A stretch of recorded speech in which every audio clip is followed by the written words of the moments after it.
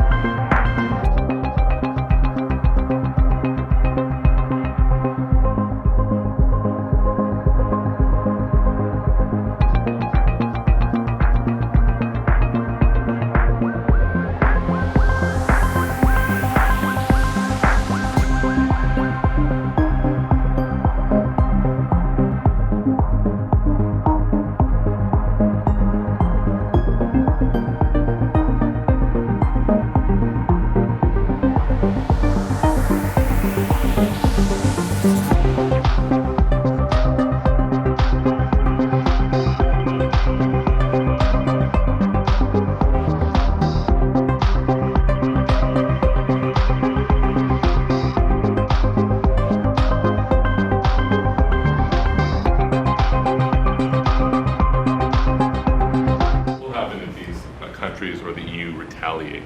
They can't. I mean, they can try, but they can't. China did. They are imposed pledging tariffs to, sir. that went into effect. China's retaliatory tariffs on the 10th of February. Has there been any impact that you've been able to observe? That's right. No, they can do it, and they can try, but the numbers can never equal what ours, because we can go off. We are the pot of gold. We're the one that everybody wants, and they can retaliate, but it cannot be a successful retaliation, because we just go cold turkey. We don't buy anymore. And if that happens, we win.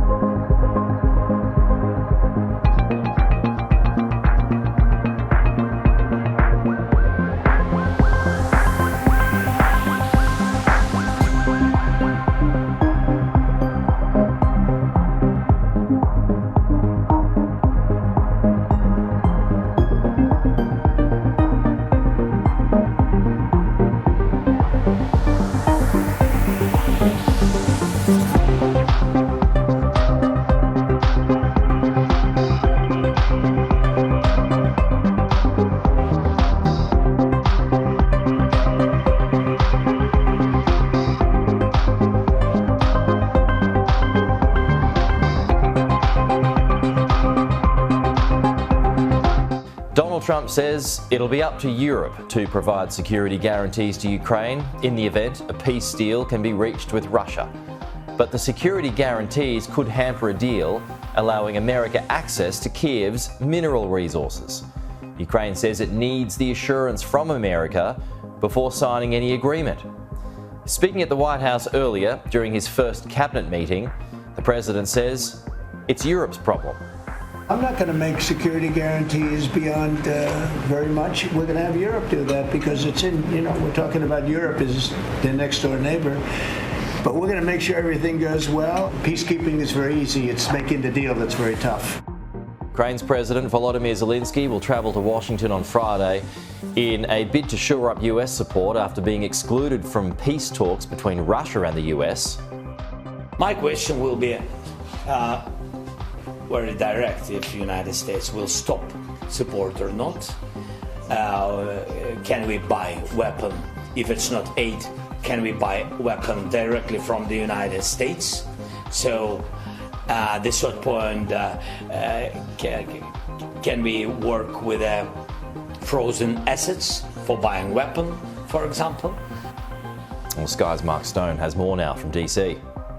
That was an extraordinary spectacle. I mean, we have seen cabinet meetings of the US presidency over many, many decades, but I don't think anything ever compared to what we just saw there. It felt like an attempt to demonstrate loyalty, whole loyalty to one man. You know, if the US president is supposed to be the head of one of the branches of government in the United States, equal branches of government, well, it didn't feel like it looking at that. It felt like this was, as I say, to demonstrate loyalty among cabinet members for one man who was sitting there at the middle of it all.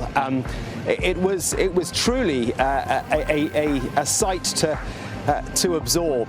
It felt at times like, you know, when we look in at other governments around the world, the Kremlin, or even perhaps into North Korea, you look to try and work out who's in, who's out, who's truly loyal, who's not, who's comfortable, who's not. And that was kind of the Kremlinology or the White Houseology that we are now facing, to try and work out, you know, whether members of that cabinet might be feeling a little uncomfortable, or whether it is true whole loyalty. Elon Musk wearing his dark MAGA cap, Make America Great Again.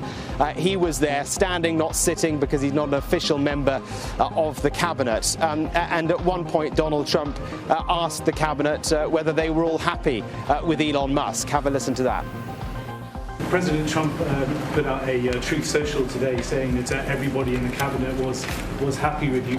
I just wondered if you had heard otherwise, and if you had heard anything about members of the cabinet who weren't happy with the way things were going, and if so, what are you doing to address those any dissatisfaction? Elon, let the cabinet speak just for a second. Is anybody unhappy with Elon?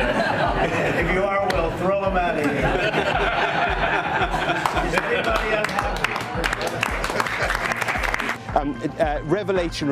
Revelatory 90 minutes without question.